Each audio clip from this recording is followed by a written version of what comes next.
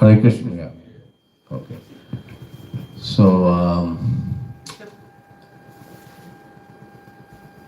it is a very wonderful opportunity, honor, privilege, and a great fortune of ours to have His Grace Chaitanya Charan Prabhu amongst us. Particularly, the timing is very nice to usher in the new year with a different perspective. We all take, some New Year resolutions, whatever they're worthy of. But I think uh, to end the year and possibly begin the year with something that is beyond the dimensions of life that we are very used to, I think makes this session very interesting. So we have a very interesting personality with us. His Grace Chaitanya Charan Prabhu is by education a telecom engineer, electronics and telecom engineer.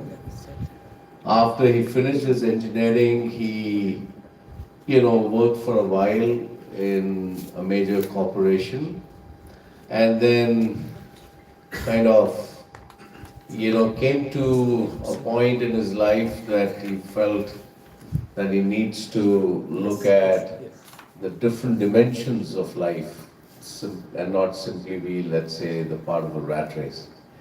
So he dedicated his life to studying, particularly the shastras, Bhagavad Gita, associated with the International Society for Krishna Consciousness, and has been living a monk's life.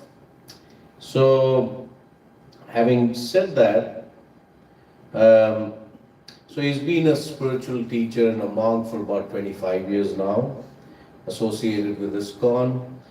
He's authored 27 books. He's a prolific writer, a deep diver. He is not very happy with doing diving up to the coral reefs. He goes even far, far deeper into the depths of the wonderful spiritual text that we have, which is the Bhagavad Gita and Srimad Bhagavatam. But particularly in Bhagavad Gita, he runs the GitaDaily.com, and I encourage all of you, please go to Gita Daily. It's very easy. GITADAILY, GitaDaily.com, and and you can even then from there you can join in on WhatsApp, where you have a repository of 4,000 articles in Gita with a very modern day expression, something that will resonate with all of us and with some of the challenges that we all face in our day-to-day lives. He's a speaker who's been invited in TEDx, World Peace Conference, UNESCO, Intel, Google, Microsoft, Salesforce, Stanford, Princeton University, Yale, Harvard, MIT, and Cambridge. So, a very well-traveled personality, has given 400 talks over 100 cities in about 4 continents. He travels to the United States, to the every nook and corner, Australia, and obviously he's based out of India in Govardhan Eco Village near Mumbai. So we had the good fortune of having him with us virtually during the COVID times, where he gave one course, 4 sessions on nectar of instruction. So this is the first time we have had the opportunity to have him physically. I've been working with him for a long time, because of his busy schedule. So to make the best of this association, a few house rules. We don't have children, so that's nice. And if they were there, then the house rule would be that if they make noise, please, the mothers or fathers can take them out. This is a serious subject matter. We need to give attention. And secondly, if we can sound off, silent mode our phones. And Prabhu has a very unique way of teaching us through the subject matter that he's going to share with us. So without much ado, I would request that we say Hari Bol 3 times to welcome him. Hari Bol, Hari Bol, Hari Bol. So over to you. Thank you. Hare Krishna. Hare Krishna. Thank you very much, everyone, for coming today. And are there some invisible people sitting here?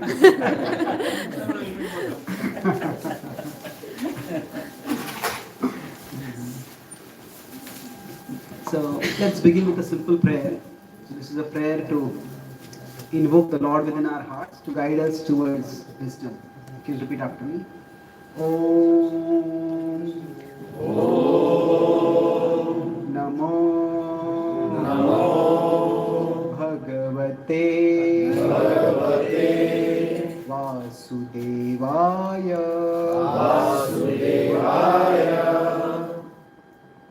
Om Namo Bhagavate Vasudevaya Once more. Om Namo Bhagavate Vasudevaya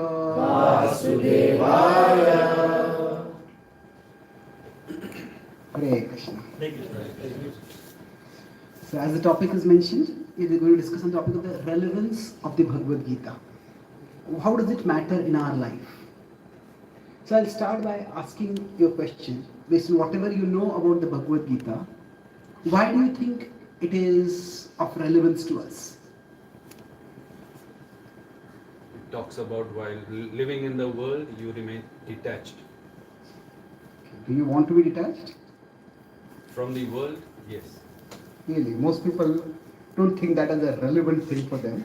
Yeah, philosophically we can say yes. Those who are spiritually minded, we can say we are to be detached. But actually, what you're saying is true. We could say that in life there are always ups and downs. And say a former Indian cricket captain, he was known as Captain Cool. So the idea is that when there are ups and downs, when there is tension, when there is, if we are too excitable, then we may overreact or we may take wrong decisions. So detached doesn't mean, when the Bhagavad Gita talks about detachment, it has a very particular understanding of detachment. Detachment, it is not indifference. It doesn't mean not caring. Detachment, what it means is, you can say it is not absence of emotion. It's not that we want to be completely emotionless. Visible? Hari Bol. Chaitanya Charan Prabhu ki Jai. So what detachment means is absence of control by emotions. That when our emotions control us, then we can't take wise decisions. We often act impulsively. So that is one thing, how to be detached. That's one thing that the Gita teaches. Anything else? Why you feel the Gita is relevant for us? It is spoken by Lord Krishna himself. Okay. So yeah, that is true, of course. But how does that make it relevant? It's code of conduct for the human being, how to live the good life, how to become bhakti, how to become spiritual, how to become godly. It talks about karma, how to behave, how to take it up in day-to-day life, what all things we need to do, what is Sanatana Dharma, how everything is not only, it is not relevant to that time, it is quite relevant to this time also. Whatever it has been told that time, it is quite relevant this time. Yes. So it's spoken by God. So if you put it this way, if God has designed the world, then what is the purpose? What is the way to live harmoniously in the world? That guidance He will provide. So in that sense, we can say it's relevant. And how to live a good life is how to live in a way that is fruitful. And then there are various principles like Sanatana Dharma and other things we could discuss. Any other points? I think all the points that what you're saying are true. We just try to look at the Gita from different perspectives. 100% you have to give yours. Don't think of the result. Okay, don't think of the result. Don't expect, don't desire. Okay. So while speaking this class, should I not desire that you understand what I'm speaking? Say after this class we'll have food. Those who cook the food, should they not think whether the food is good quality or not good quality? That will happen if we Yeah. give 100% here. So actually what Krishna's point is true, that verse is often somewhat misunderstood. Karmanyevadikaraste mahaphaleshu kadachana. What he is saying is that don't be attached to the result. I'll explain what that means is. So that is a principle, this is one of the principal teachings of the Gita. So how does that make it relevant? That is something which we'll have to discuss separately. But that's an important teaching of the Gita, true. Any one or two more answers? Anything from the ladies who would like to share something? Basically, कर्म किए जा फल की चिंता मत करो. Okay, yes. Said like this. Yes, karma kiya ja. I guess do your work and don't worry about the result. We'll talk about this thing a little bit. Thank you. Anything else? We have soul, not a body. Okay. How is that relevant? I'm talking. Okay, let me rephrase my question. My question is not what is the teaching of the Gita. But that we can go into many things. Why should we study the Gita? How is it relevant for us? As Yeah. a human being, our nature is to work. So Gita teaches us how to do that work. Yeah, it's beautiful. So it teaches us how to do our work. Yoga karmasu kaushalam. Krishna said in the second chapter of the Gita that yoga is the art of work. Is to work in a skillful, in a fruitful way. That is yoga. Good. Thank you. Any one more answer? Like when we buy a machine, we get a manual. So we got this human form. So the how to live a life, that manual is given. So it is relevant to us. Okay. That just like we have a manual for yes. So like that's a manual for life. I prefer the word guidebook to manual because manual literally means you just do this, do this, do this, do this. Right? Gita is not. See, life is too complicated. No book can ever be a manual for life. Literally, if you use the word literal meaning of the word manual, because we all face so many difficult situations in our life. Not just difficult and different situations. So even we ourselves cannot decide what to do in a particular situation. Even somebody, we cannot really always tell our children or those whom we are guiding. Life is very complicated.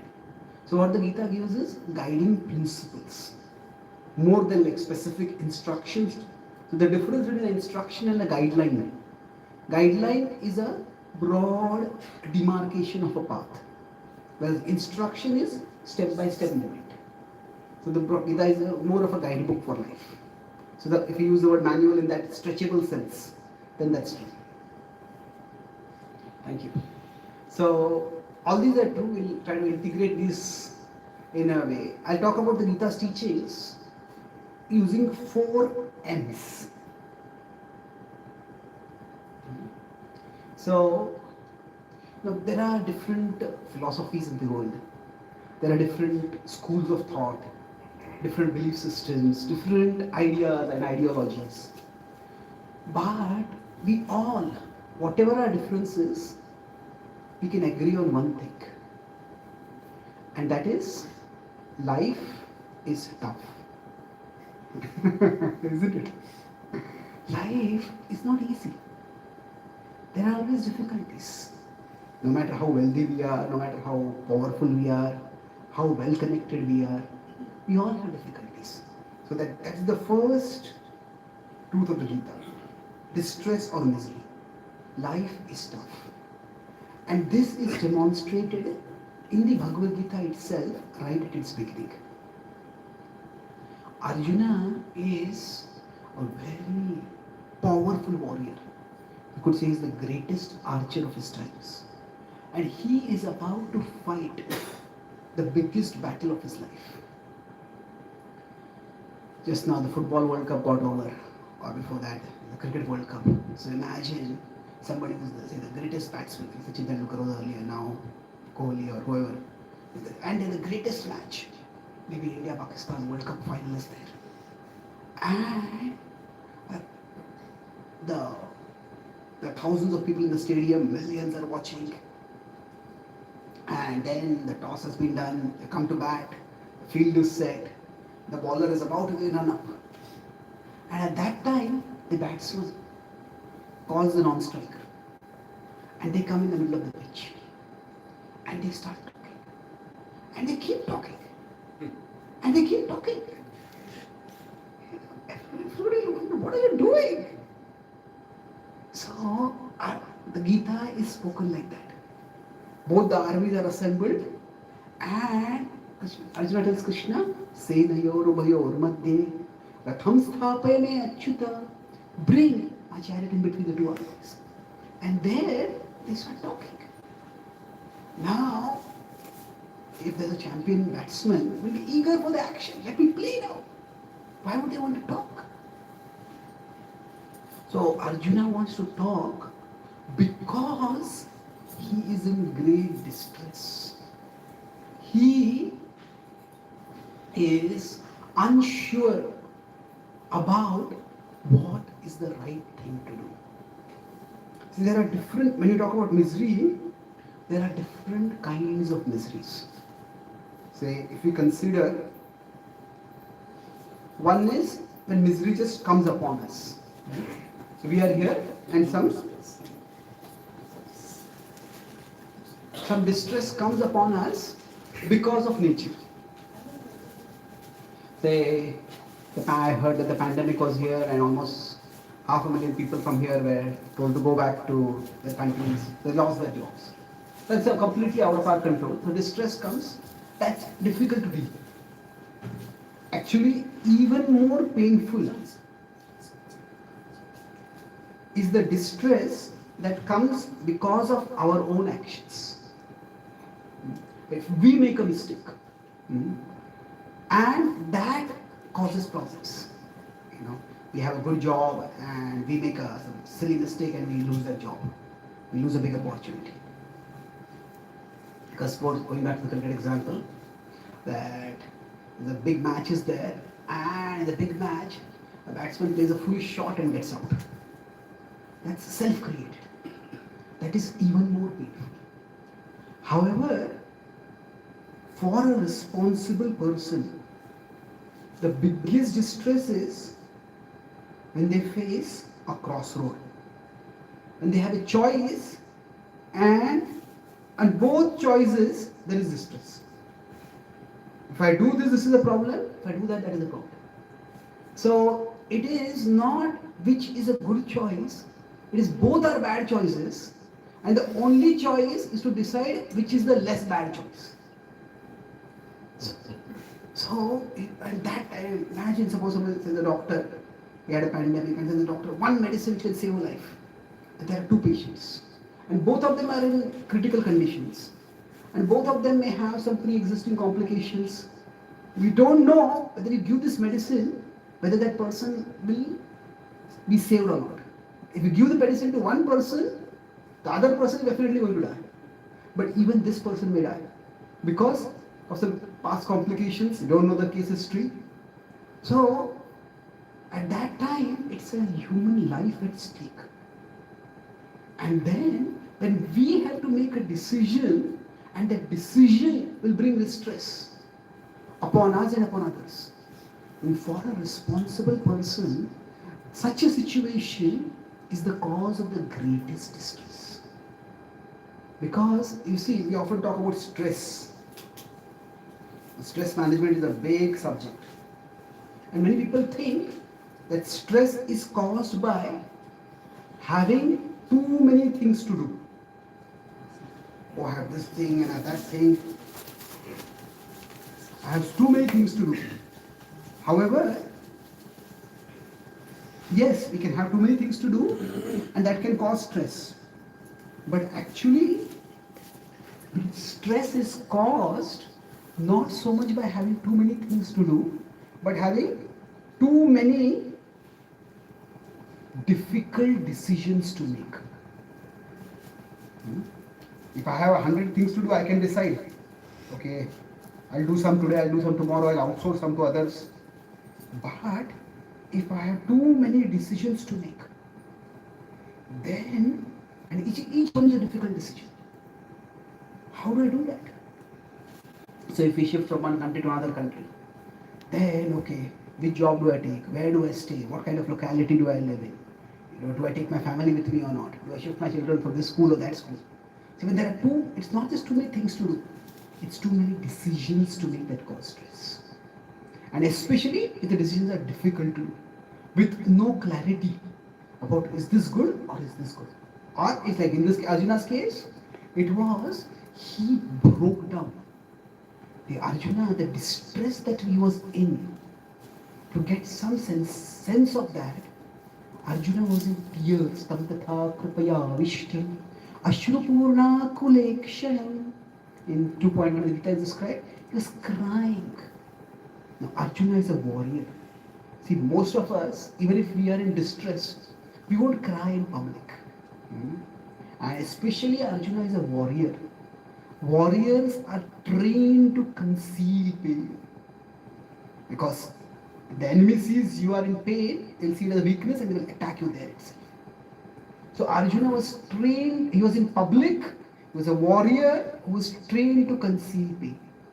And still he was in so much agony that he couldn't control. It was not just a few drops of tears, it was not just crying, he was sobbing. The tears were flowing from his eyes. So what was the agony? The misery that he faced. Life is tough. So the Gita begins with a very real life situation. Some people think that Arjuna was about to fight a war and he developed cold feet. Cold feet is not because the AC is too high, our feet are cold. That's not cold feet. Cold feet is a metaphor. What it means is that if the feet are cold, then we can't move very quickly. So to develop cold feet means to not be able to decide, to not be able to follow through on one's decision, especially. Some people think that Arjuna just became fearful before the war. However, if you read the first chapter of the Bhagavad Gita, not once does Arjuna even mention fear of his own death. So he was not like a soldier who had to fight a big war. Maybe now in the Ukraine-Russia war, both sides are conscripting so young people to fight. Nobody of them have no training, no experience in fighting. First time they go to the battlefield, they carry guns. Naturally, people will be fearful. So Arjuna was not fearful of his own life at all. Not once does he express fear of his own life. He expresses fear, but the fear is of the wrong thing to do. He's afraid that he may make a wrong choice. The wrong choice is that there are different kinds of difficult decisions. We can say that there are moral and there are ethical. There are moral choices or moral dilemmas. Moral dilemma is where one choice is good and one choice is bad. Say we go to a shopping mall and we see maybe there's a phone over here. I want to buy that phone, but I don't have the budget for it. We look around and say, hey, there's no camera over here. Maybe I can sneak it in my pocket and go away. Now, that is a moral choice where the right and wrong are fairly clear. And for this, what we need is inner strength. We just need the strength and then we can do the right thing. But when we have an ethical dilemma, both choices have some good and have some bad about them. So then to deal with this is very difficult. So Arjuna faced such a choice. What was his choice? He had two duties. In Sanskrit, the word dharma has many meanings. Often it is translated religion. In the Gita, dharma is used in terms of duty. It has many meanings, but in this context, Arjuna had two choices. One was his Kula Dharma and the other was his Kshatriya Dharma. And he didn't know what to do. It's like suppose there is a very upstanding police officer and he has caught a lot of dangerous criminals and he's told, you've got a deadly criminal in this area, go there and catch him. And if he tries to run away, he's so dangerous, shoot at sight. And then he goes there and he gets close to the criminal. The criminal sees, tries to run away. And as he's running away, he slips and falls and he rolls over. And the policeman is about to shoot, and then he sees this criminal is actually my long lost younger brother. And what does he do? This is not just some story or some Bollywood movie storyline. If it happens in real life, what does one do? Does one do one's professional duty as a police person, or does one do family duty as a brother? It's not an easy decision. So Arjuna faced a difficult decision like that. And he just Nachashaknomi avasthatum Brahmati vachame manaha Nimittani cha pashyami Viparitani keshava. He says, whichever option I choose, I just feel there is distress over here. Yes, if I fight, I do my Kshatriya Dharma. Then what is going to happen? My own dynasty will be killed. But if I try to protect them, the problem is they are aggressors. Many of them are led by antisocial elements. They won't just destroy me, they can even destroy the kingdom in future. So what does one do? So such a situation can cause, especially a responsible person, the greatest amount of distress. So the Gita begins with such a situation of distress. So I said I'll talk about 4 M's. So what are the first M? Misery. Yes. And the second M is, see, we are all not just, nobody likes to be miserable. Nobody likes distress. But what we don't like is especially meaningless distress. So, for example, if somebody just tells us, carry this 10 kg weight or carry this 20 kg weight. Say, can't you find someone else? Why do I have to carry it? Well, things like that. But suppose we have decided to become fitter, some people, we take resolutions in New Year, we decide to become fitter. We go to a gym and we ourselves lift weights. Not only we lift weights, we pay the gym to give us weights to lift. Isn't it? Now it's difficult. If it's a heavy weight, it's difficult to lift. But we accept that difficulty because there is meaning attached to it. The meaning is that it will improve my health, it will improve my fitness, it will improve my physique. So it is that we are not just against misery, we are especially against meaningless misery. We will all face distress in life. But many times we accept distress if there is some higher meaning attached to it. When a couple decides to have a child. So now in the Western world, earlier you used to say that woman gets pregnant. But now in the Western world languages, the couple say we are pregnant.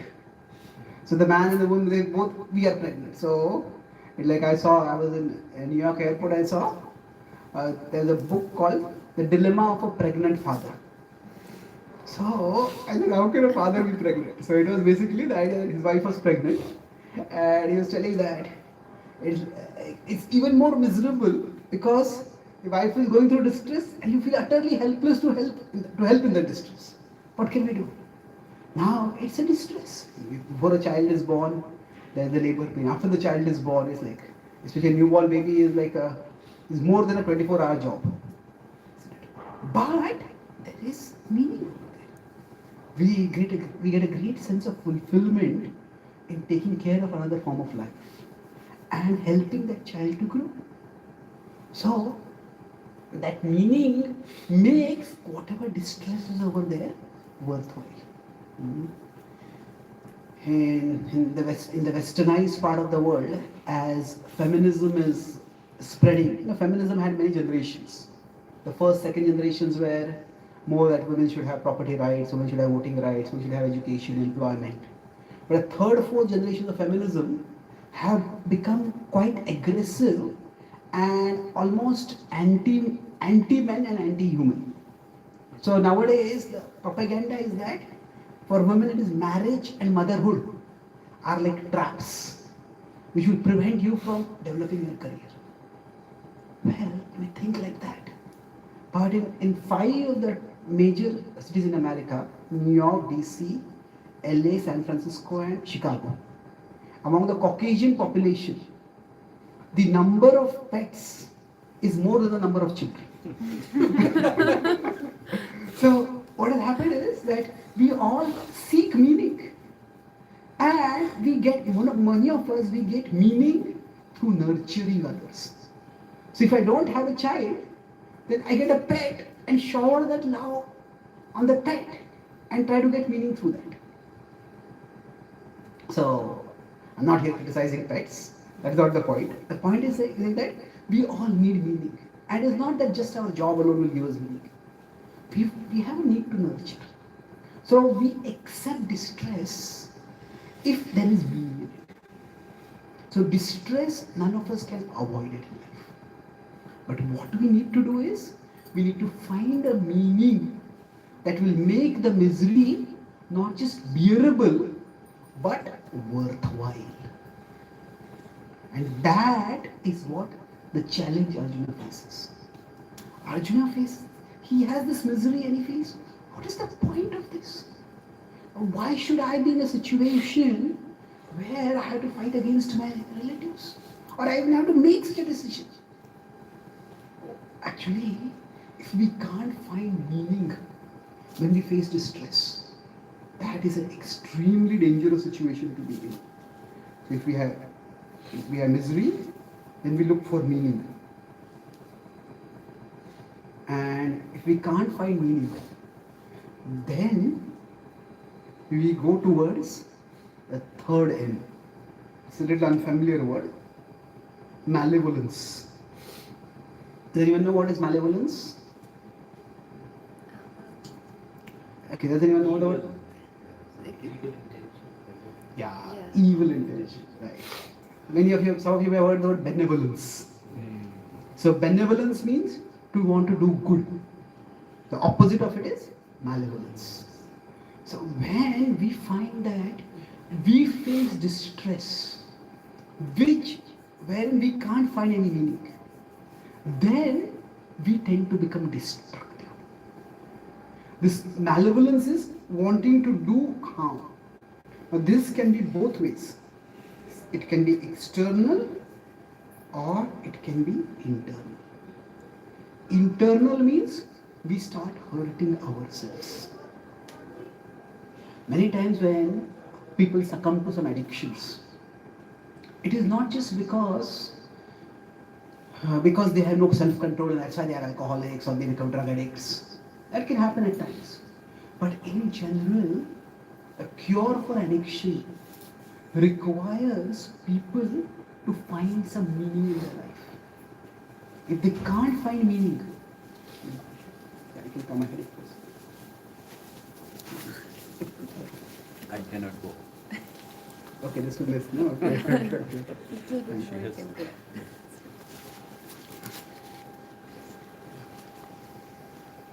So,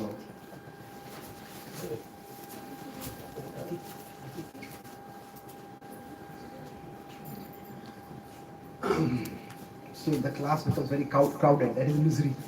And if you don't find the talk meaningful, then you will become malevolent. When will this talk end? Why is the speaker going on for so long? I want it to end right away. So malevolence is of course much more serious.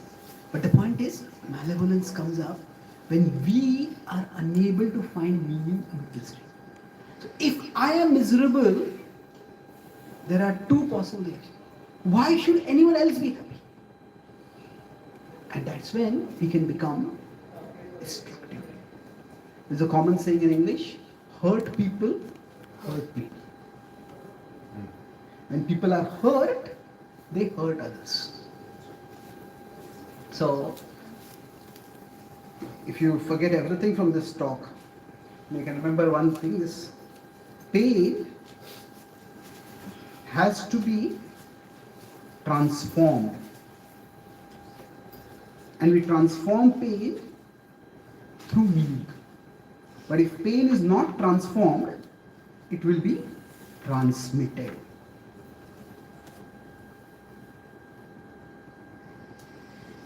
So pain can become like a contagious disease.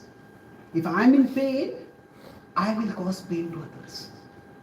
If I can't find meaning in that pain. So pain that is not pain that is not transformed gets transmitted. Many of my friends are in the medical care service, doctors and medical caregivers. They tell me that sometimes they have patients, and the different patients deal with their sickness differently. Some people they are sick and they complain and they blame and they moan. They are sick and they make their caregivers sick of them. So now it's understandable, they're sick, they're in distress. But there also, what we do, it depends. If they're not able to process the pain properly, then pain that is not transmitted, if it is not to be transmitted, it needs to be transformed. Hurt people, hurt people. And we all have been hurt. So we all have been hurt in life. And if we can't find a higher meaning, then we start thinking, why should anyone else be happy? So that can lead to maybe hurting other by destroying their reputation, sometimes attacking them, destroying them physically also. Or it can go, if I am hurting so much, then why should I even live? We may hurt ourselves. There can be literal suicide by ending one's life, or there can be a slow suicide where we just strip our life of whatever remaining meaning might be there by succumbing to addictions, by succumbing nowadays to distractions, where we just don't do anything meaningful. So more and more, we are actually, the world is in danger of going toward malevolence. Many of you may have heard of in America, there are these shootings in schools. America is among the few countries in the world where you can get like an automatic gun. You have the right to get an automatic gun before you get the right to have a license. So people just get these guns, and now there are many, it's a complex and tragic sociological phenomena. But one of the common factors in these kids who do this kind of gun violence is, many of them come from dysfunctional families. So they haven't seen any example of processing pain properly. I was talking with one American boy in my college, after college, he said that when I grew up, he was in a dysfunctional family, so he said that the only example I saw of dealing with problems was either raise your voice or raise your fists. It's a horrible model to have for living and growing. Yeah, we all have conflicts, but so if somebody is not able to find meaning, then the pain that is experienced gets transmitted. And this doesn't get transmitted, it actually gets expanded by transmitting. A normal infectious disease, if I have it, I give it to someone else. But it's not that person I'm going to give a worse infection than me. But that's what happens. So finding meaning is not just like a casual intellectual curiosity. It is actually an existential necessity. Otherwise, our worst side will start coming out. So now, of course, Arjuna is a person with great character. And he doesn't go to the malevolence, at least in terms of physically attacking someone. Nowadays, there is, especially in the West, when I speak about the Bhagavad Gita, there's a common question that people ask. they feel very uncomfortable with the idea that this is supposed to be a sacred book, it's supposed to be a religious book. Of course, the Gita is much more than a religious book. It's a wisdom text. It talks about universal principles of living. But it is also a religious text of the broad Hindu community. So I feel that, see, Arjuna is he is seeking peace. He's trying to avoid war. And Krishna is almost inciting Arjuna to fight. So I was talking with one student, he was studying religious studies in a university, I think it was Stanford. So he said, I read the Bhagavad Gita and I like Arjuna more than Krishna. He said, Arjuna's words make much more sense than Krishna's words. Why is Krishna inciting Arjuna to fight? And in the world there is this fear of religious extremism, violence in the name of religion. And people feel that, is this a text which is inciting people to war? Actually, not at all. If you see, if Krishna had wanted Arjuna to fight, if that had been the purpose of the Gita, that had been the purpose of Krishna. If we want somebody to fight, what is the easiest way to get them to fight? Instigate them. What does that mean? I use the word incite, you use the word instigate. It's synonym. What does it mean? How, if you wanted somebody to fight, how would we get them to fight? Poke in a way to make them behave in a certain way, instigate them. Yeah, but how would we instigate them? Make What them would we? Use Angry. their anger, whatever anger they Make have. them you just, angry. Yeah, push them use their up. anger, make them angry. How would we make them angry? To condition them. Yeah, it's true. How would we make them angry? By? By irritating. We don't want them to fight with us.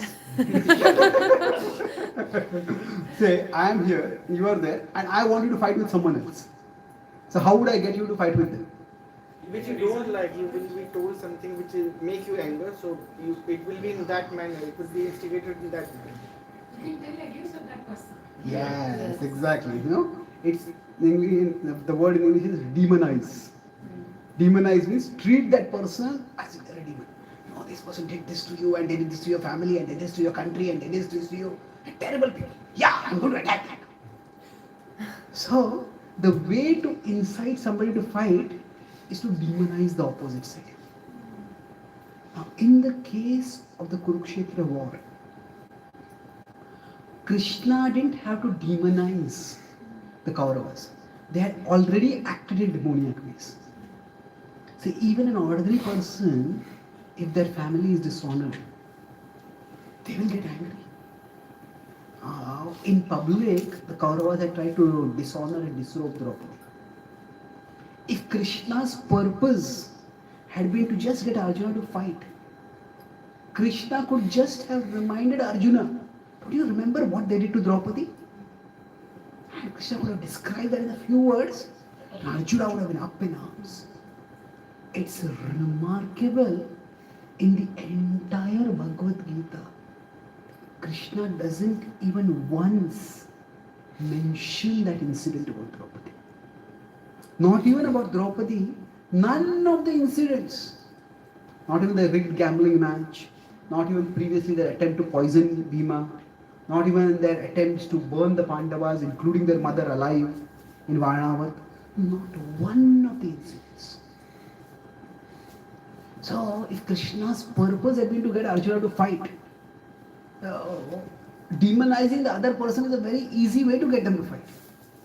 But Krishna goes into elaborate philosophy. Like if you're hungry, instead of eating food like this, why eat like this? Stretching. That's what Krishna seems to be doing. Why? Because Krishna's purpose in the Gita is not just to get Arjuna to fight. Krishna's purpose is to help Arjuna to find meaning in that situation. It is not just circumstantial reasons for fighting. Based on the circumstance, okay, you fight. That's not what Krishna is telling Arjuna. Actually, Krishna is giving Arjuna universal principles for finding meaning in life. So, especially for finding meaning amid distress. And that is what has made the Gita so universally relevant. Otherwise, if it just been a book which is telling one person to fight, why would millions of people want to study the book? And especially, why would many of the greatest saints in Indian history who never fought wars, who had no inclination to fight, why would they study the Gita? So, the Gita's message, it starts from a context, but it goes far beyond that context. And what is this meaning? So, we talked about these 4 M's. So, the last M, I said, first M was what? Misery. Misery, yes. Second M was? Meaning. Meaning, yes. If we don't find meaning, what happens? Malevolence. A little difficult word. But the other is what you can call as magnificence. Magnificence is, in the Buddhist tradition, there are 4 noble truths. And the first noble truth is, does anyone know? It is dukkha. That is, there are 4 noble truths of life, and the first noble truth is distress. And you say, what is noble about distress? It's a terrible truth, not a noble truth. But actually, it is distress that makes us think deeper in life. It makes us grow. So for all of us, I'll conclude with 2 points about what the Gita does. See, we are all like birds. This is not a bird. I don't think I can draw a bird. Yeah. So just we are like birds in a shell. Now a baby bird inside a shell is safe. However, it's restricted. It's not just, it's constricted. And breaking from that shell is painful. Especially when the baby bird has to break on its own. It's only when the baby bird breaks. I was on a farm in Florida and I actually saw the devotee who is a farmer. We were going for a walk and we saw there was a shell and the baby bird was trying to come out of it. And as it was trying to come out, maybe a little wing comes out. And it cracks the shell and comes out of the wing and the shell snaps back. And it's sharp. It could actually see the baby bird, sense the baby bird wincing inside. And again it pierces and then maybe its feet comes out. And it keeps piercing. When I was asking this family, can we break this? I asked this, can we help them break it? He says, no. If we break the shell, what will happen is, it will come out immediately. Weak. But it will not have developed the strength. And then it will not be able to fly. Any predator will come and devour it. So it has to break on its own.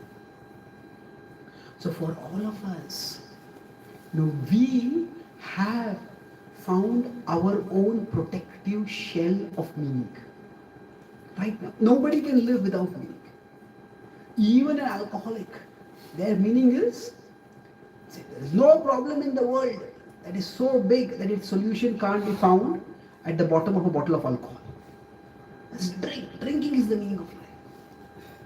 In the Western culture, actually drinking is such a common part. There's a British thinker, he said that the taste of wine is the proof that God loves us. Wine is so tasty. How could something so tasty exist? There was not a God and he made the wine to show that he loves us. Somebody will think that, okay, drinking wine is the purpose of it. Whatever problem, just drink wine. That's the meaning. But if that is the meaning of a person's life, suppose they get some liver problems. And that liver has a double meaning. No? Liver is an organ and liver is a living person. So the doctor tells you, liver will not keep you a liver now. So then you have to give up alcohol. How will I live? What am I living for? It becomes like that. So we all have our share of meaning which we have created. For some people, that meaning from their job. Okay, I am this professional. This is my identity. This is who I am. And that's fine. We can have a job. We want to be successful in that. But suppose somebody loses their job. And not just loses their job, they lose their ability to do job. Then what do? One of my friends in California, he has done his PhD in the post-celebrity lives of basketball players, NBA players. So now, sports is a field where people peak very early. By 30, 35, 40. By 40, somebody is almost like a fossil or a dinosaur. So what happens is, after 40, what do? For them, the whole meaning of life was, I want to be a sports star.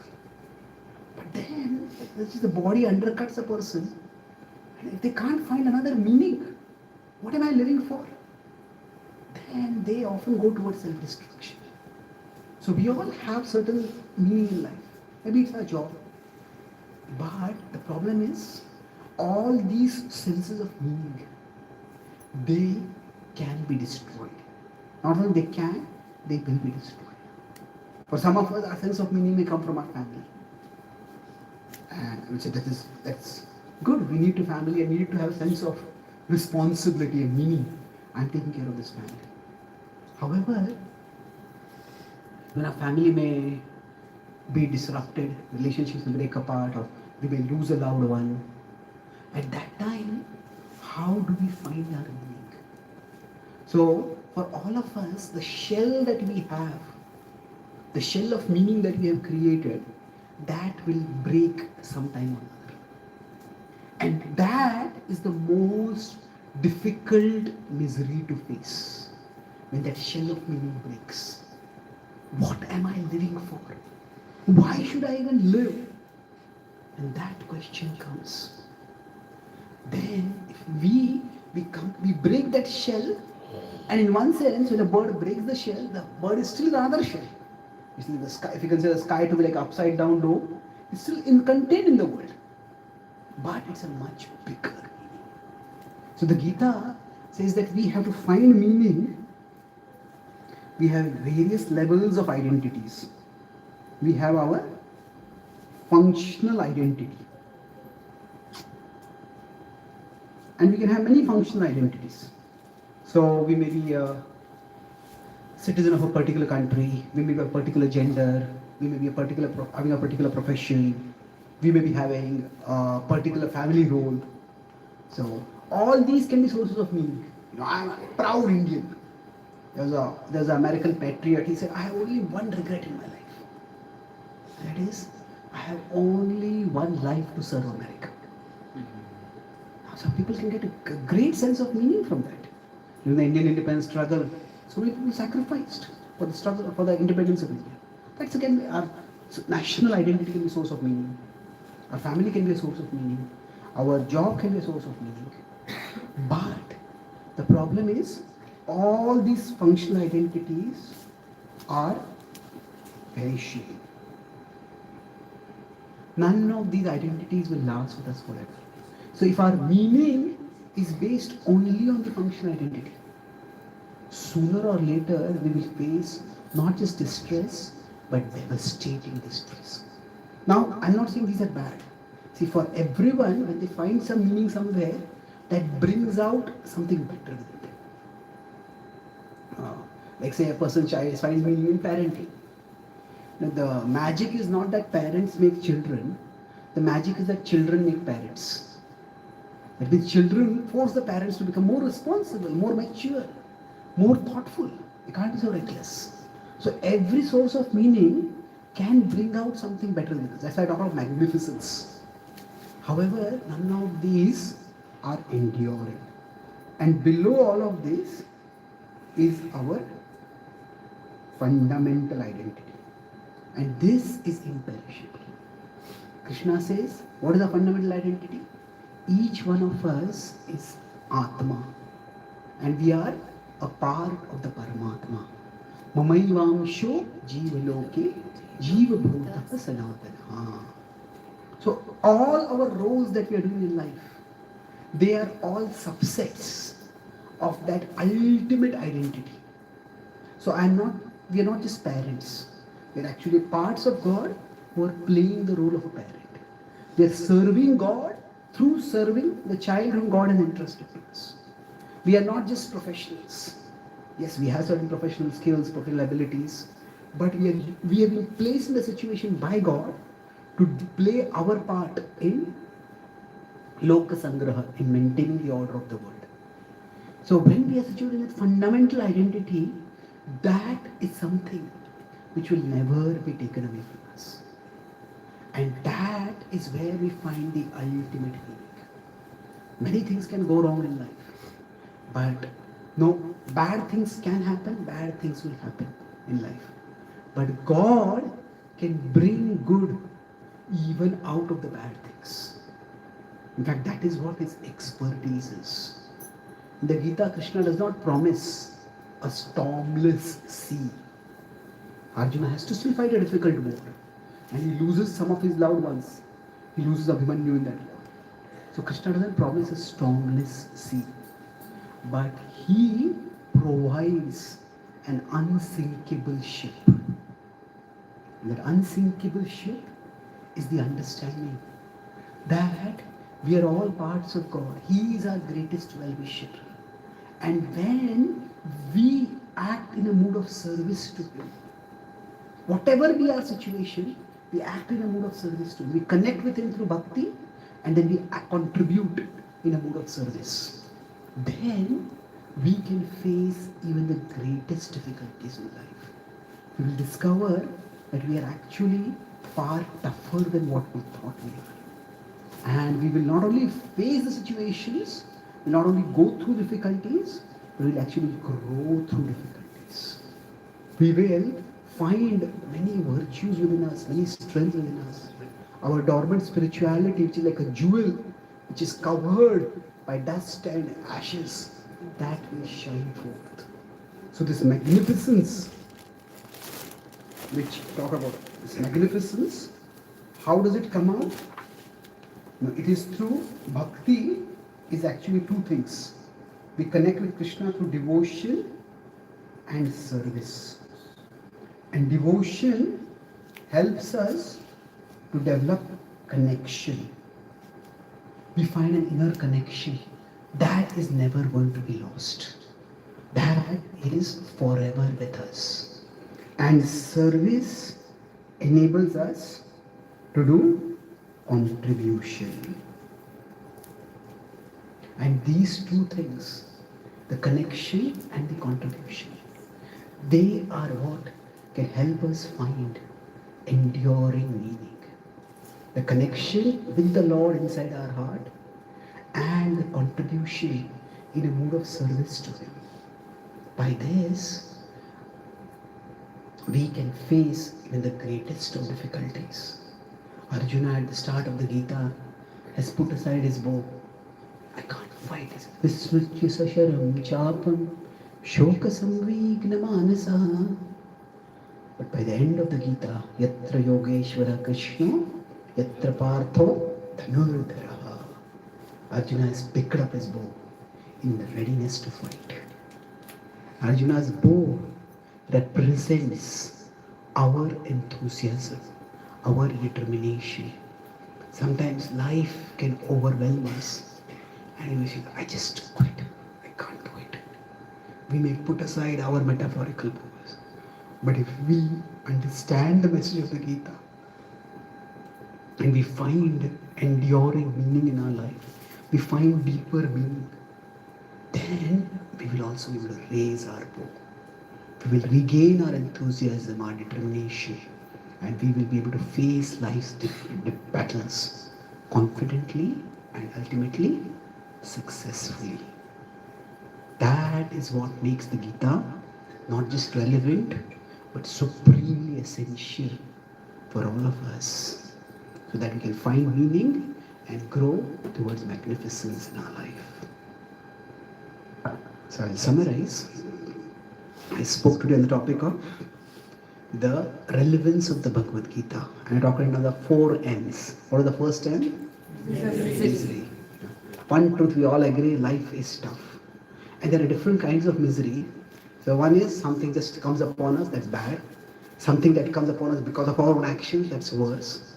But something that will come upon us, whatever choice we make, that is the worst. It's the most agonizing and paralyzing.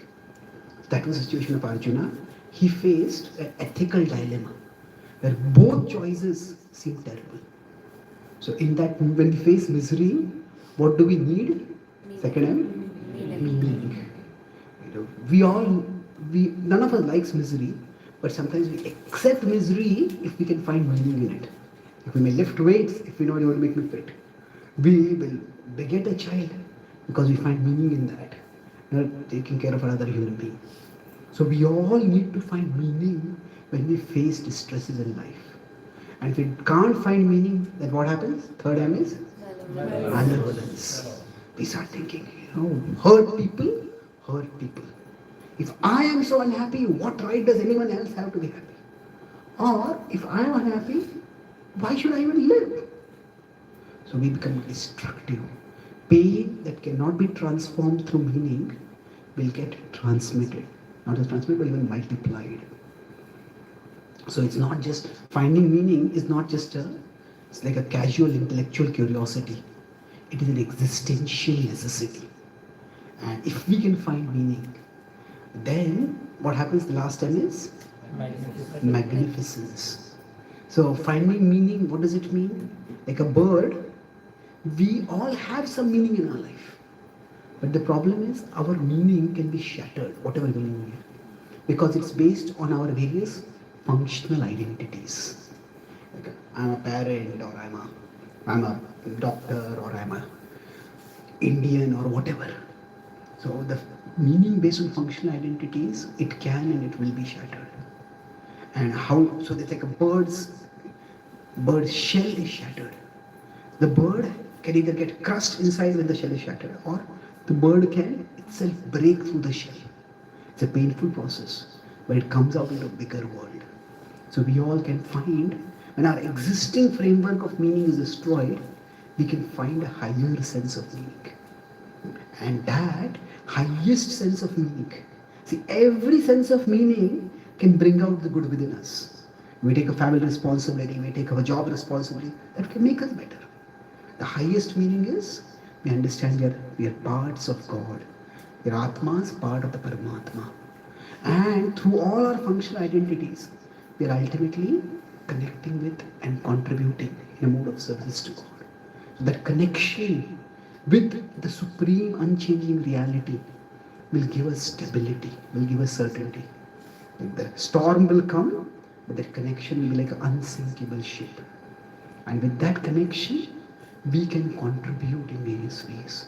So through connection and contribution, we can not only survive amid distress, but we can actually thrive. We can find virtues and strengths inside us, develop them, and grow toward magnificence. Thank you very much. Hare Krishna.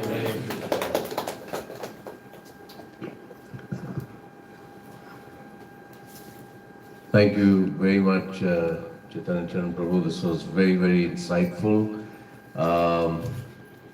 We all know about Bhagavad Gita, but I think in today's session we got the real meaning and relevance of Bhagavad Gita in our life in practical terms. Now, having said that, we can have a few questions, but before we do that, I wish to thank His Grace Chaitanya Charan Prabhu to have, accepted our invitation from the School of Vedic Studies to be connected with us. He took us through a whole course 4 sessions on Nectar of Instructions. So I'm going to announce, but I'll discuss the details with him later, that we will have virtually, since he can't visit us in Muscat on a regular basis, but virtually to guide us through the Bhagavad Gita, possibly, even if it's a session a month, but we will see his schedule and I'll work that out with him. So I want all of you to stay connected with the School of Vedic Studies. We have a YouTube community, and as well as we have physical programs here in Oman where we deep dive into shastras, particularly Bhagavad Gita and Srimad Bhagavatam. Every morning we have half an hour of Srimad Bhagavatam deep dive from 6 in the morning to 6:30. Now, you're most welcome to join us to, take that half an hour out, the magnificence, what he spoke about, and get some meaning. And also we have weekly programs, which we will notify to you on the study of Bhagavad Gita. And by the way, there are also evening Bhagavad Gita sessions where you can join virtually on Zoom while you are in Muscat, and we'll have physical programs. My next request to all of you is to kindly, you will all remember School of Vedic Studies. What is it?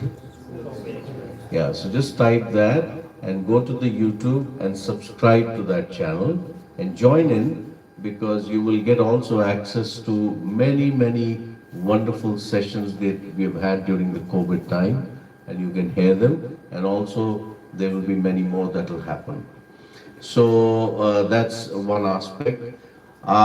Personally, me and someone will also come and would like to have your telephone numbers. So please feel free to give us that so that we can put you on the WhatsApp group to inform you of our regular programs that we hold, both physically and virtually. The next part is that we would like that all of you can come individually and take prasad from Prabhu. So I would like Parthasadi Prabhu, if you can bring that. And also, as it is part of our culture as Guru Dakshina, Yatha Shakti, whatever you want to offer, we'll keep one plate here and you can offer some Guru Dakshina and also take prasad from Prabhu, and also in the process have his blessings. Before we get to that point, any question would anyone have from Prabhu? We can take 2 or 3 questions if there are, in connection to Hare Krishna here. Yes. Yes, within the board, there are 4 truths. First is Dukha. What are the other 3? Okay. So in many ways, what are the 4 truths of Buddhism? So in many ways, actually, the teachings of Buddha are derived from the Bhagavad Gita. Many ways. So the first is that distress is a fact of life. The second is that desire is the cause of distress. Asha hi paramam dukkha. And therefore the solution is give up desire. Giving up desire is the way out of distress. And the ultimate state of desirelessness is nirvana. That is their idea. Now, what happens in Buddhism, there is, if you consider the spiritual journey, that there are some things about spirituality which we can understand from reason. Reason means our own logical reasoning. But there are some things which you can understand only through revelation. So for example, we can understand, we can make an inference that God exists. We can, through reason, there are scientists who are talking about the existence of God by observing the universe and ordering it. So through reason, we can arrive at certain conclusions. But what is the nature of God? That, say for in our tradition, in the Bhagavad Gita reveals that, that God is a bluish black cowherd boy who plays a peacock feather. Now that you cannot conclude by reason. That has to come through revelation. It has to come from a higher source. So what happened was, to some extent, Buddhism was a reactionary religion. At a particular time in history of Hinduism became very casteist, and because of that, caste discrimination, and because of indiscriminate killing of animals in the sacrifices, Buddha said, he came and he said, you cannot have this kind of killing of animals, you cannot have this kind of discrimination. But they said, this is what the Vedas teach. Now, the Vedas teach many things. This is not actual teaching of the Vedas. I said, okay, the Vedas are teaching this, forget those Vedas. You use your reason. So that's why what happened was, with reason you could only come to these four things. That okay, desire is the cause of distress, give up desire, and you will attain a state of, it's like nirvana is almost like a state of, it's almost like non-existence. It's voidism, shunyavad as it is said. But what the Gita says is, yes, the world is a place of distress, and desire is the cause of distress. However, it is not desire. It is selfish desire. It is self-centered desire. Selfless desire can be the cause of great joy. So when we have a desire to serve God, that desire doesn't bind us. That desire liberates us. So we could say Buddhism goes in that path till here. It gets it right that okay, desire causes suffering, and we have to go beyond suffering. But the Gita goes all the way. The Gita says, yes, it is some desires are the cause of suffering, but if we have pure or selfless desires, they can actually bring about liberation. Thank you. Any other question? Yeah. Yes, please.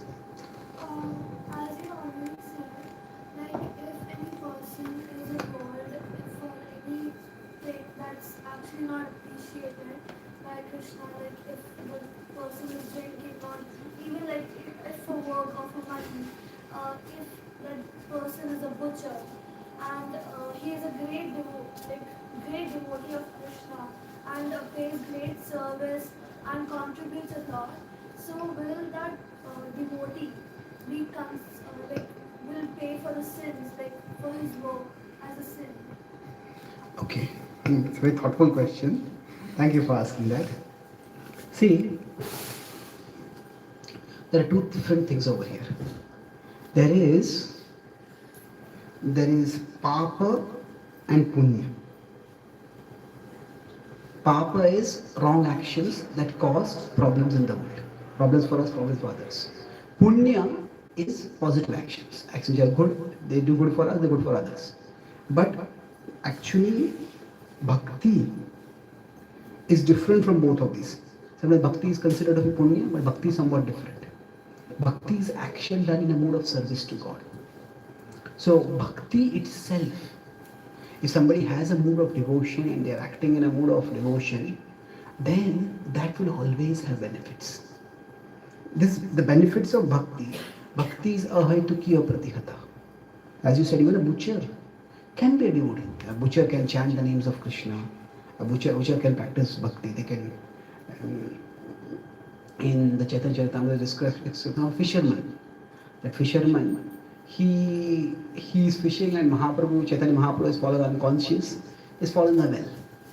That fisherman, he is actually going and fishing, but he is afraid. So what does he do? While fishing, he chants Narasimha mantra. And if he goes that way, the danger will go away. So he is killing animals, but he is chanting the names of God. And he is not condemned over there. But the point is that bhakti can be practiced by anyone and it can benefit anyone. At the same time, we live in a world. And the world has to function harmoniously. So the idea is, both of these are a part of karma. The word karma has many different meanings, but we could say karma here, I'm referring to it as causal action. Action for which we are responsible. So if we harm others, there will be a consequence for that. That's just the law of the world. And karma is a subtler law, but that is a law. So if somebody is a butcher, well, they are harming animals, then there will be consequences for those actions. Now, how much the consequences will be, that depends. The idea of when we say certain things are harmful, like we talk about, say, meat eating or slaughtering animals, it's not just because of some religion considers to be wrong. It's actually a principle of harmony. So when we talk about dharma in the world, the idea is that each one of us, as an individual, we are a part of many bigger units. Say, for example, we are a part of a family, or we are part of a country. Now, if you are taking facilities from the country, then we have to give taxes to the country. So we take something, we have to give something. That's how we are harmonious. If we are participating in the road transport system, then we are taking the facility of the roads, and what do we have to do? We have to follow the rules of the road, isn't it? So that's the idea of dharma. So we are living in the world. Now, if we are harming others, then it's like we are traveling on the wrong side of the road. There'll be a fine, there'll be consequences. So it is not that bhakti acts as a way to whitewash our wrongs. There are consequences of wrong. Suppose somebody has diabetes. Let's take a simpler example. Somebody has diabetes, and then they take prasad that is offered to Krishna. The prasad is purifying spiritually. But if that prasad is a sweet prasad, if they are taken pedha, well, if they have diabetes, it's going to have consequences for them, isn't it? So, in one sense, the material and spiritual, they act on parallel lanes. So, the spiritual activity will have a spiritual benefit. If they're practicing bhakti, they will have a benefit. The material activity will have its material consequences. Now, having said that, God is not just God is not like a insentient principle. God is sentient, He is conscious. So if somebody is a butcher, then why are they a butcher? Is it that they are consciously chosen? Is it that they, if you consider a butcher, there could be various, the same activity can be done in various levels of consciousness. There are some butchers who actually get delight in killing animals. It gives them some sense of power. I can slaughter this. So now that is that deliberately inflicting pain. That is terrible. That's one extreme. And there could be and the other extreme could be it is just because of helplessness. Maybe that is their only source of livelihood. Maybe that is the source of livelihood they had for generations. They don't have any other skills and they have a family to maintain. So they are doing it, they don't get any joy in killing other animals. Even nowadays in the Western world there is also the idea of what they call as ethical slaughterhouses. Many people are becoming vegan where they just avoid, don't want to have anything to do with killing of animals. As a prominent atheist, he has even become a vegetarian now. And he said that, I love the taste of meat. But he said that if I said that when I have some animal with me, and when I beat that animal screams, and I like the sound of that scream. So what kind of perverse person are you? You can't get pleasing sounds from anywhere else. So just as we would consider it horrifying for somebody to get pleasure through the sound coming from somebody's screams. So similarly, he said it's horrible to get pleasure to the taste of somebody's body in meat. So thoughtful people are recognizing the violence involved in meat eating. And maybe in the past, it was true that people, at least in the recent historical past, maybe it was true that people lived in places where there was no possibility to get vegetarian food, they had to eat animals. But in today's world, nobody has to be a non-vegetarian. So if that person is trying to get out of that profession, they are in that profession right now, but they don't get any joy in it, they are aware it is causing pain, they are trying to get out of it, then definitely the consequences will be far lesser. And eventually, if they are earnest, then God will help them to come out of it. So our socio-occupational situation does not restrict us from bhakti. But we cannot use bhakti to justify a harmful socio-occupational situation. We should try to come out of it. Does that broadly answer your question? Thank you. Good question. Many of us will not face this kind of situation, but I was in Columbus. There has 3 students who had come. They were all doing research, medical research, and they all had to test it on animals. So what do you do? So what I told them at that time is, can you get out of it? Can you avoid it? He says no. And I told them, Krishna said in the Gita, Sarvarambhai doshena dhumainagani vavruta. Every endeavor is covered by fault. We cannot, just like fire is covered by smoke. So I told them, you go through it right now, pray to Krishna for help, and maybe in the future, you instead of just doing medical research, try to do research of how medicines can be tested on something other than animals. And they took that idea, and recently they told me that they got like, because of this vegan consciousness rising, they have now got a multi-million-dollar grant for finding alternatives to animal testing. So they found a way out. We all can do that if somebody is caught in that kind of situation. Thank you. Good question. Any more questions? One last one. Prabhuji, I have one query. It is actually, it is there since long, and I just wanted to, it is nothing to do with the Bhagavad Gita. It's on a broader perspective. If you see, Hindu Dharma or Sanatana Dharma is quite ancient Dharma.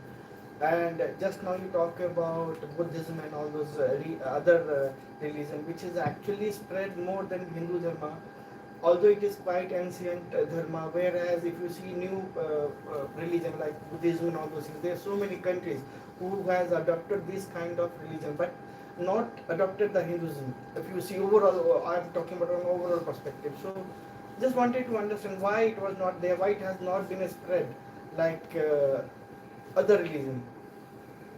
Okay. So why has Hinduism not spread like other religions? Well, I would say that it's 3 main reasons. See, one is that there is an ethos of tolerance. In the Vedic tradition, it's understood that Sambhavami yuge yuge. Krishna says, I come again and again. So from the broad Hindu perspective, what happens is that in our tradition, we can accept that even Jesus is the son of God, Muhammad is a messenger of God. So the idea is that different people are following their different paths. So for many people, this idea was there is no need to share and spread. But that is not actually the Vedic teaching. Vedic teaching, yes, there are different paths, but are people actually following their paths? Many people are just nominally religious. One of my friends, he was from a Jew background, and he became a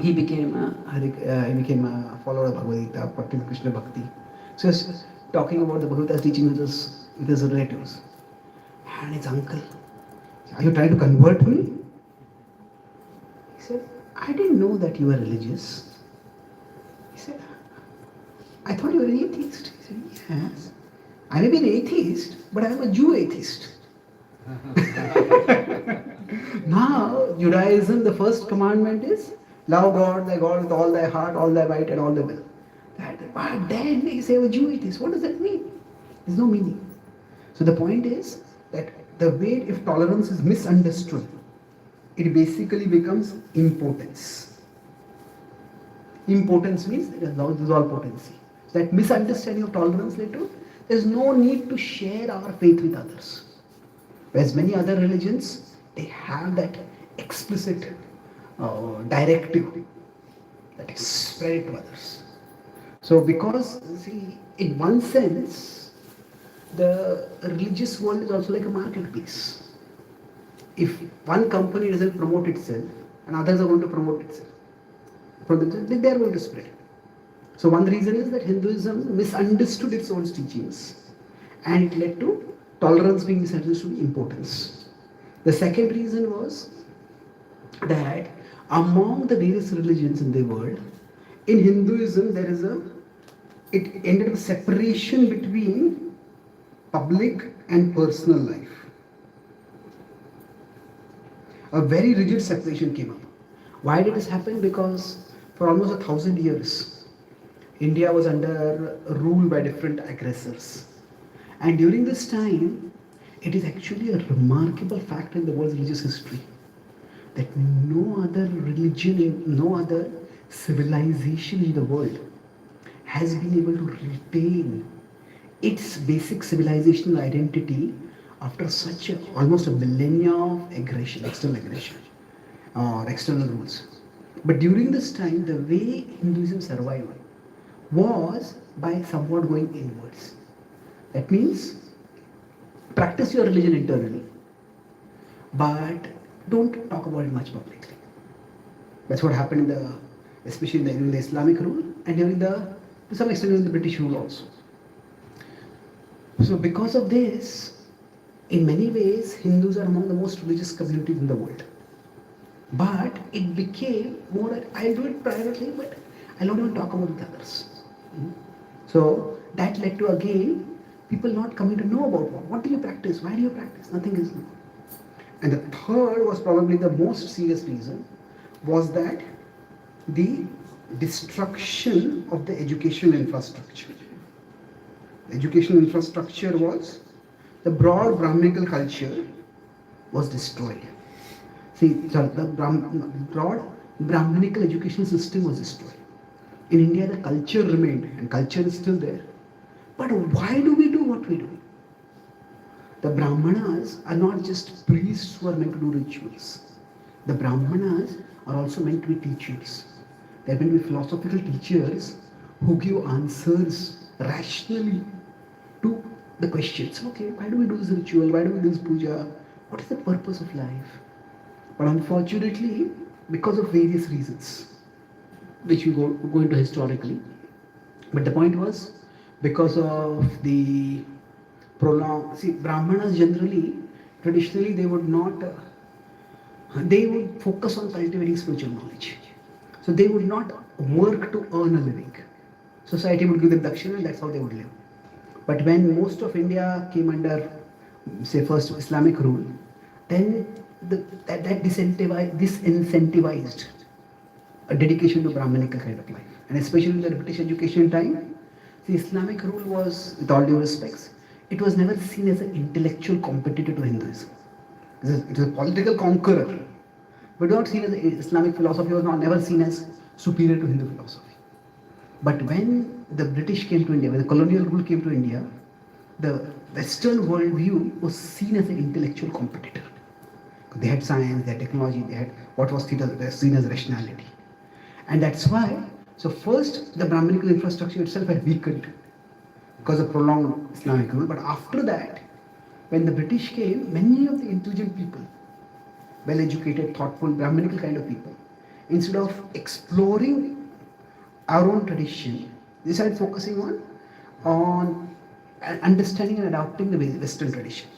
Of course, not everyone. Many Hindu leaders tried to bring some kind of blending between the Western and Indian teachings. But many intelligent people, they went towards the Western rational way of life. And that's why when the culture remained, the philosophy started getting more and more either lost or confused. And that's why, as the generations are passing, there is an increasing loss.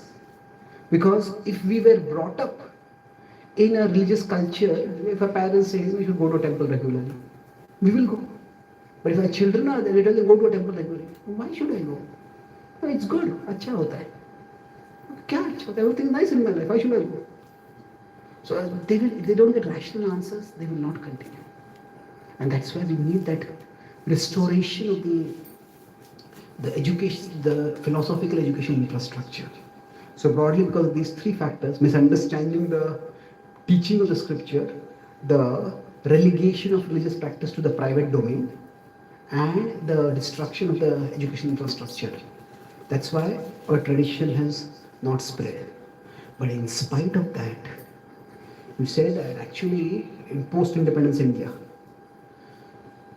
I wrote a book once I wrote a couple of books one on temple and another on ideal worship or ideal worship.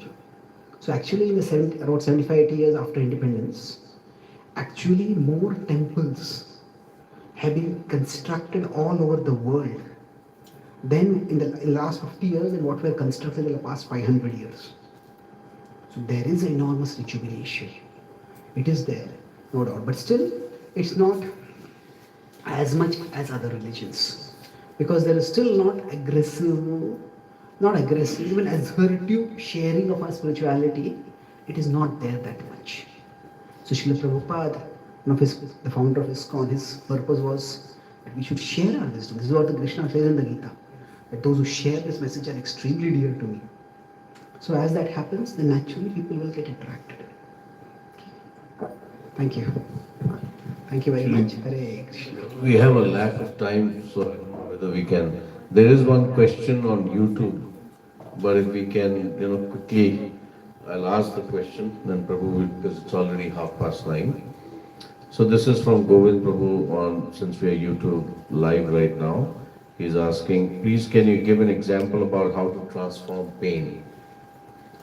Okay, how do we... And the next part is, and also how should we know that transformation is really happening? Okay, how do we transform pain? It is by changing the question that we are asking. If we just keep asking, why is this happening to me? Often that question will lead to a dead end. Because there are sometimes situations where you just can't find the answer. So instead of asking, why is this happening to me? We change the question, now that this has happened to me, what can I do to respond positively? Not why do bad things happen to good people, but when bad things happen to good people, what do good people do? Later on, when Abhimanyu is killed, Arjuna is shattered. And Arjuna, to some extent, if I talk about malevolence, he gets enraged. He starts lashing out at his brothers. He said, are all of your weapons just ornaments? Could not one of you save my son? At that time, Krishna goes close to Arjuna and pulls him into a side hug. He says, Arjuna, in this world, distress, adversity comes upon everyone. The good people and the bad people. The difference is that when adversity comes upon bad people, they act in ways that make things worse. Whereas good people act in ways that make things better. He says, look at your brothers. They are in agony on the death of Abhimanyu, just as you are. Please don't speak words that will increase their anguish. So that is the move. That, okay, this terrible thing has happened. We have a choice. Either I can keep asking, why did this thing happen to me? And we can keep resenting. Or we can think, now that this has happened, what can I do to make things better? Ultimately, Krishna is the well-wisher of everyone. So he wants things to be better. He wants us to be better. So if we prayerfully ask this question, when we say Seva Bhav, what is Seva Bhav? Seva Bhav is not just coming and doing some kirtan or japa. That's important, no doubt. But Seva Bhav ultimately means, if Krishna is the greatest well-wisher of everyone, as a sevak of Krishna, we try to be well-wishers. So, okay, how can I act to make things better? So if you just ask this question, then we will find, instead of a darkness all around, see, when something terrible happens, it's like we are in a room and suddenly the power goes off. Complete dark. What am I to do? But instead of asking, why did the power go off? We might yell, we might curse for a few minutes. But then we take out our own flashlight. The flashlight does not replace the light of the room. But the flashlight can show us one step ahead. We take one step forward and the flashlight can show the next step. That flashlight is the question. Krishna, how can I serve you in this situation? How can I act to make things better? So it is that question, if we keep asking in a devotional mood, then we will be guided toward higher being in our life. Dadami buddhi yogam tam yen mam priyanti te. Krishna says, I will give you the intelligence by which you can make good choices and come closer to me. Thank you. Hare Krishna. Thank you very much, Prabhu. So I think we will end our session here. His Grace Chaitanya Charan Prabhu ki, Srila Prabhupada ki, Jai Guru Maharaj ki Jai, Jai Gaur Sindra, Hari Hari Bol. So then we request all of you, you can come forward, take some prasad from him, and offer your dakshina, yatha shakti. Please come. Hare Krishna.